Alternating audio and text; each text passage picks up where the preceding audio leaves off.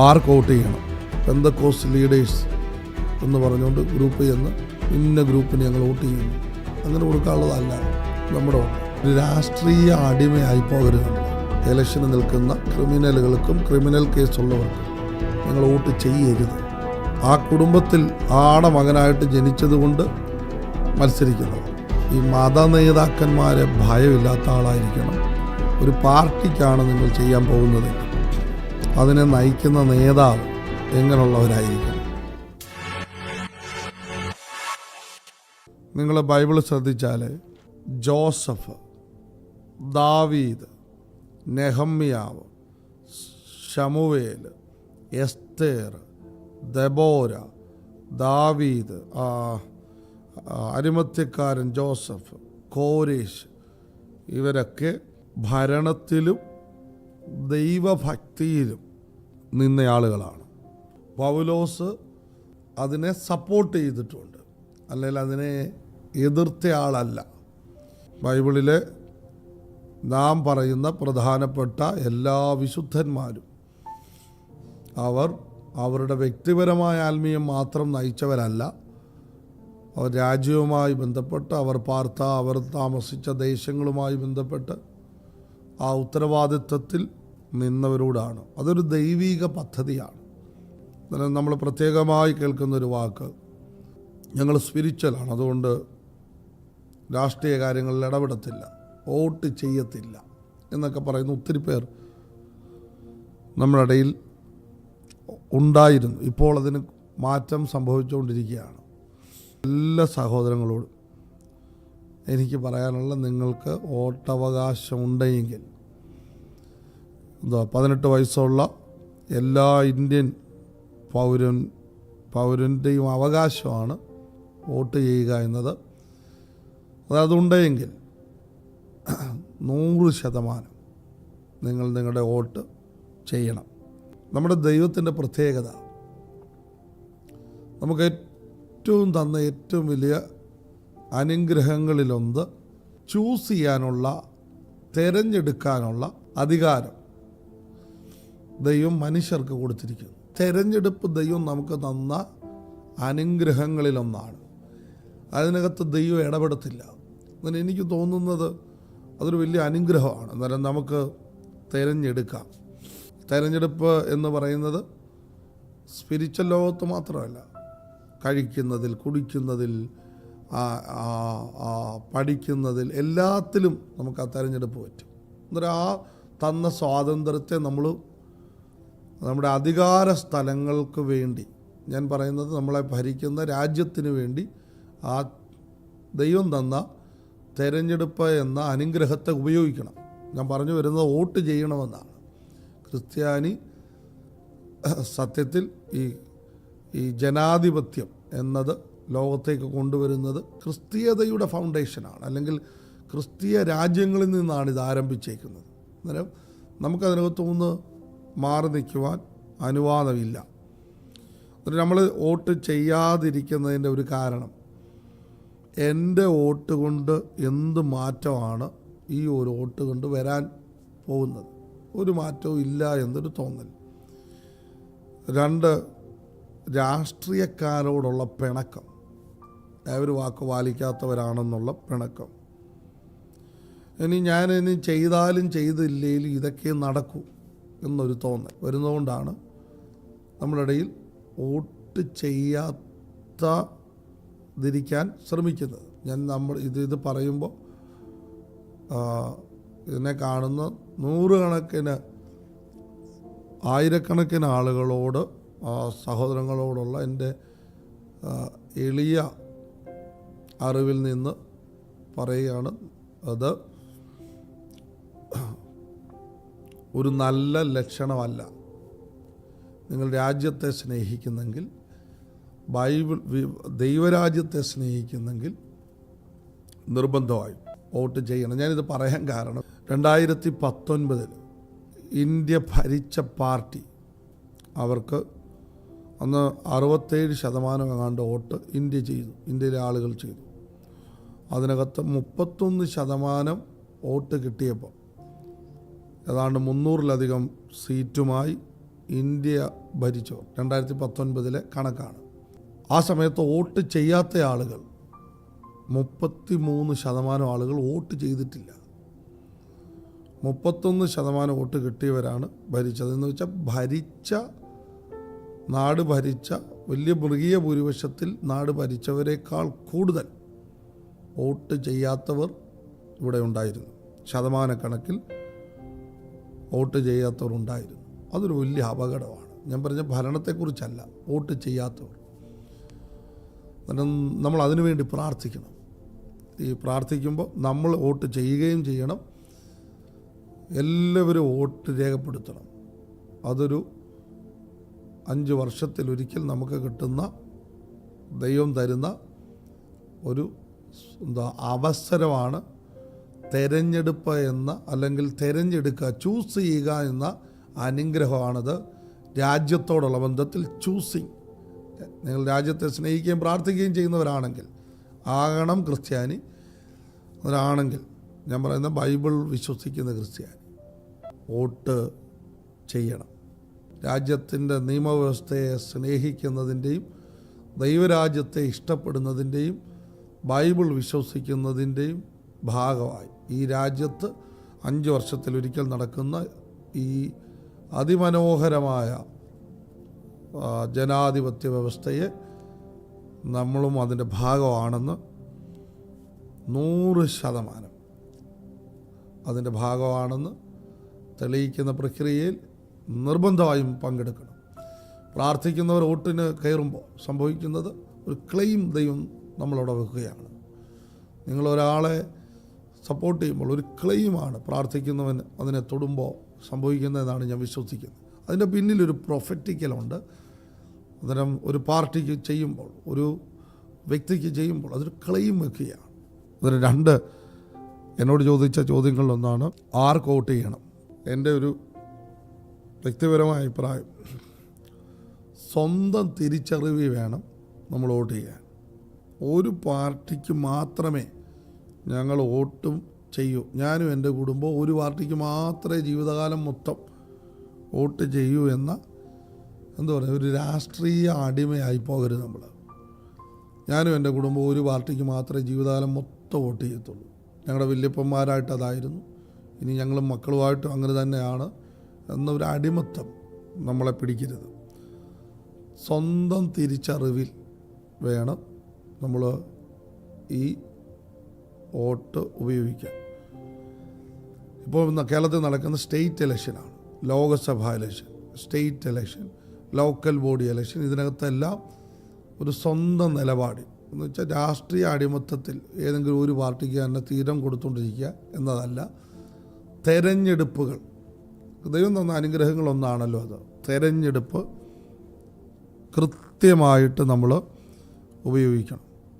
എന്നിട്ട് ഞാൻ ആർക്ക് വോട്ട് ചെയ്യണമെന്ന് പറഞ്ഞ് ഈ സഭാ ലീഡർമാർക്കെല്ലാം ഉണ്ട്. അതിന് ചില ലീഡർമാർ വന്നിട്ട് ഞങ്ങൾ ഈ പ്രാവശ്യം ഇന്നതിന് കൂട്ടമായിട്ട് ചെയ്യുന്നു, അങ്ങനെ പറഞ്ഞാൽ താഴോട്ടുള്ളവർ ചെയ്യത്തില്ല. പക്ഷേ ഇതങ്ങനല്ല ചെയ്യേണ്ടത്. വ്യക്തിപരമായ സ്റ്റെപ്പായിരിക്കണം.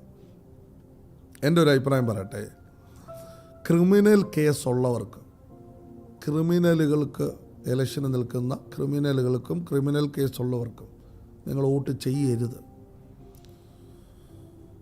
ഈ വലിയ വർഗീയത പറഞ്ഞ് അപരനെ, അല്ലെങ്കിൽ അപ്പുറത്ത് നിൽക്കുന്ന ആളെ, തൊട്ടടുത്ത് നിൽക്കുന്ന ആളിനെ അവൻ്റെ സ്വാതന്ത്ര്യത്തിനകത്ത് കയറി ആക്രമിക്കുന്നവർ, അത് ഉണ്ണുക, കുടിക്കുന്നതിൽ, കഴിക്കുന്നതിൽ, ആരാധിക്കുന്നതിലൊക്കെ കയറി ആക്രമിക്കുന്ന ആളുകൾക്ക് വോട്ട് ചെയ്യരുത്. അഴിമതിക്കാർക്ക് വോട്ട് കൊടുക്കരുത്.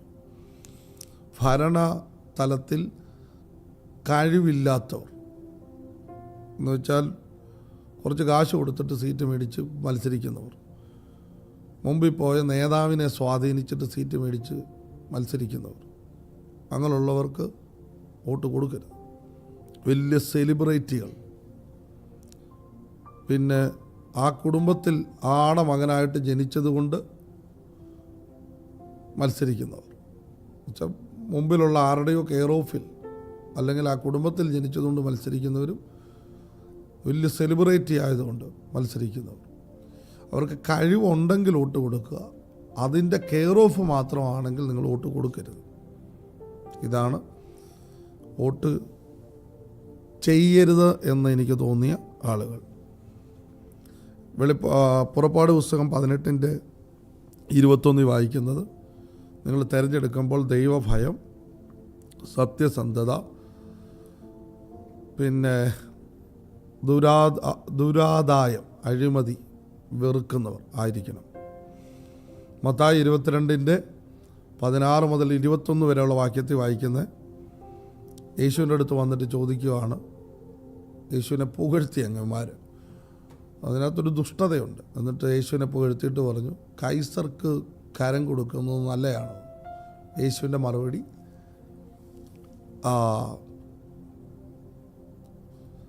കൈസർക്കുള്ളത് കൈസർക്ക് കൊടുക്കണമെന്നാണ് യേശുവിൻ്റെ മറുപടി.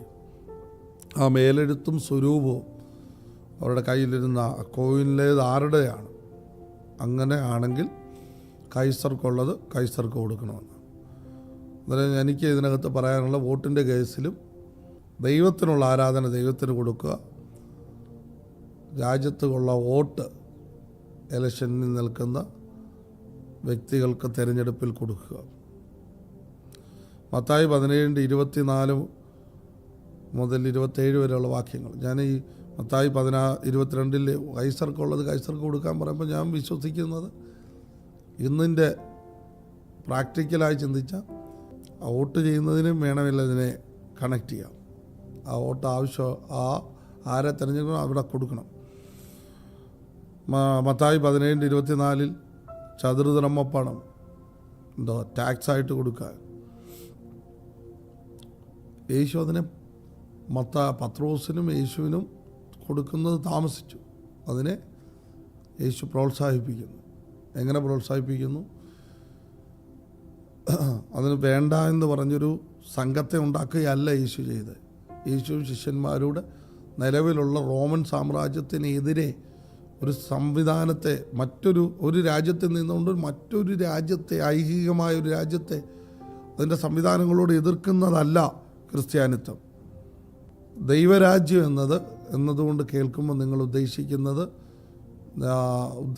മനസ്സിലാകേണ്ടത്, നിലവിലുള്ള രാജ്യത്തിന് എതിരായിട്ടുള്ളതല്ല ബൈബിൾ പറയുന്ന ദൈവരാജ്യം. ഇപ്പോൾ ഇന്ത്യയുടെ നിയമങ്ങൾക്കെതിരുള്ളതല്ല, അടിസ്ഥാന നിയമങ്ങൾക്കെതിരുള്ളതല്ല ദൈവരാജ്യത്തിൻ്റെ നിയമം. അതിനോട് യോജിക്കുന്നതാണ്. റോമാലേഖനം 13:1-2 വാക്യങ്ങളിൽ അധികാരങ്ങൾക്ക് കീഴടങ്ങുക, അധികാരികളോട് എതിർക്കുന്നവൻ ദൈവ വ്യവസ്ഥയോട് എതിർക്കുന്നെന്നാണ്. 1 പത്രോസ് 2:17 നിങ്ങൾ രാജാക്കന്മാരെ ഹോണർ ചെയ്യണമെന്നുണ്ട്. അത് ഞാൻ പറഞ്ഞു വരുമ്പോൾ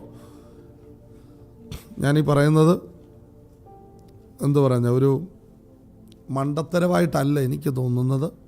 നിങ്ങൾ ബൈബിൾ വിശ്വസിക്കുകയും പഠിക്കുകയും പ്രാർത്ഥിക്കുകയും ചെയ്യുകയാണെങ്കിൽ നിങ്ങൾ നിങ്ങളുടെ വോട്ടിനെ ഉപയോഗിക്കണം. വ്യക്തിയെ നോക്കി ചെയ്യുമ്പോൾ ഉള്ള 5-6 കാര്യമാണ് മുമ്പ് ഞാൻ പറഞ്ഞത്. ഇനി ഒരു പാർട്ടിക്കാണ് നിങ്ങൾ ചെയ്യാൻ പോകുന്നതെങ്കിൽ അതിനെ നയിക്കുന്ന നേതാവ് എങ്ങനെയുള്ളവരായിരിക്കണം? എൻ്റെ ഒരു നിലപാട് പറയാം. ഇത് എൻ്റെ അഭിപ്രായം. വർഗീയത, ആളെ കൊല്ലുന്ന വർഗീയത കലർത്താത്ത ആളും ലഹരി വിരുദ്ധമായ നിലപാടെടുക്കുന്നവരും അടുത്തൊരു തലമുറയും ഈ സ്ഥലത്ത് വലിയ സൗഹൃദത്തിൽ, സമാധാനത്തിൽ നീങ്ങേണ്ട ഒരു തലമുറയും ഇവിടെ മുമ്പിൽ വരണം എന്നുള്ള ചിന്താഗതിയുള്ള നേതാക്കന്മാർക്കാണ് നിങ്ങൾ വോട്ട് കൊടുക്കേണ്ടത്. അടുത്തതും ഈ മത നേതാക്കന്മാരെ ഭയമില്ലാത്ത ആളായിരിക്കണം. ഒരു ലീഡർഷിപ്പ്, ഉദ്യോഗസ്ഥരെയും കൊണ്ട് സമയപരിതമായ പരിധിയിൽ നിന്നുകൊണ്ട് ജോലി ചെയ്യിപ്പിക്കാൻ കഴിവുള്ള ആളായിരിക്കണം നേതാവ് എന്ന് പറയുന്നത്. അടുത്ത ദീർഘവീക്ഷണമുള്ള ആളായിരിക്കണം, നിലപാടുള്ള ആളായിരിക്കണം, വലിയ വായനയുള്ള ആളായിരിക്കണം, കാഴ്ചപ്പാടും വിദ്യാഭ്യാസവും ഒക്കെ ഉള്ള ഒരു പുതുതലമുറയെ വാർത്തെടുക്കാൻ കപ്പാസിറ്റി ഉള്ള ആളായിരിക്കണം. ഞാൻ ഈ ദിവസങ്ങളിൽ ഞാനൊരു പാസ്റ്ററാണെങ്കിലും ഈ പൊളിറ്റിക്കൽ കാര്യത്തിൽ തിരഞ്ഞെടുപ്പിൽ വെച്ചിരിക്കുന്ന പ്രകടന പത്രിക വായിച്ചു. നേതാക്കന്മാർ 3 പാർട്ടിയാണ് കേരളത്തിലുള്ളത്, NDA, UDF, LDF. ഇതിൻ്റെ 3 പേരുടെയും ഇൻ്റർവ്യൂകൾ പത്രക്കാരോട് ഒരു വാക്ക് പറയുന്നില്ല, അവരുടെ കാഴ്ചപ്പാട്, അവരുടെ ഇൻ്റർവ്യൂകൾ നിങ്ങൾക്ക് അവൈലബിളാണ്, കാണണം.